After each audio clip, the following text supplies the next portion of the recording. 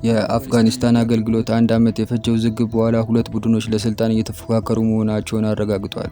ሁለቱም ቡድኖች ተመሳሳይ ውጤት ያላቸው ቢሆንም የሚከተሏቸው ጠንካራ ፖሊሲዎች ሌላኛው የዓለም ትኩረት የሳበ ነገር ነው። የሴት መብትና የትምህርት ዕድል በመስጠት ብዙ ሕጎችን ማሻሻያ ያደረጉት እነዚህ የፖለቲካ ፓርቲዎች ገና ከጅምሩ የታሊባን ማስጠንቀቂያ ደርሷቸዋል እየተባለ ነው። ሾልኮ በወጣው ክሊፕ የታሊባን የበላይ መሪ ንግግር ሲሰጥ ይሰማል። ውስጣዊ አለመግባባት በመጨረሻ ሊፈጠር እንደሚችል በመናገር ሁሉም ትጥቃቸውን ያውርዱ ሲል ዛቢኡላህ ሙጃሂዲ ከፍተኛ የታሊባን መንግስት ቃል አቀባይ በግልጽ ተናግሯል። ይህንና መሰል ዘገባዎችን ማቀርብላችሁ ያሳ ከፒያሳ ነኝ። አብራችሁን ቆዩ።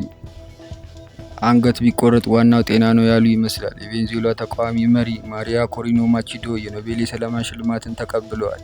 የአሜሪካው ፕሬዝዳንት ዶናልድ ትራምፕ በስብሰባ ወቅት ዋይት ሀውስ ለሱ እውቅና ትሰጣለች ሲሉ ተደምጠዋል። የአሜሪካ ፕሬዝዳንት ማቺዶን ወደ ስልጣን ለማምጣት ድጋፍ አልሰጠውም ብትልም እንቅስቃሴዎች እንደሚያሳዩት ግን ቀጣዩ የቬንዙዌላ መሪ ማቺዶ መሆናቸው ተረጋግጧል እየተባለ ነው። ወዲህ ደግሞ የደቡብ ኮሪያ የቀድሞ ፕሬዝዳንት ዩን ሱክ አዩ ነበሩ። እናም ሲሾም ያላወቀ ሲሻር ይቆጨዋል ይመስላል። ሲያጋብሱት የነበረው የደሃ ላብ እንባ አፍ አውጥቶ ይኸው ዛሬ ስልጣን አላግባብ በመጠቀም ጥፋተኛ ሆነው ተገኝተዋል ሲል መርዶም በጆሯቸው ሽኩ ብሏቸዋል። ሰነዶች በማጭበርበር ሲሞክሩና ሲያቅተው ፍትህን በማደናቀፍ በሚል ወሳኝ መረጃ ተከሰዋል። እንደ አውሮፓ አቆጣጠር 2024 በሀገሪቱ ውስጥ የማርሻላት ህግን ያወጡ ሲሆን ይህ ውለታቸው ተረስቶ ቅርጥፍ ተደርጎ በዚህም በ5 ዓመት ተፈርዶባቸው ዩንን የሚመለከቱ 3 ክሱ ሙከራዎች ቀርቦባቸዋል።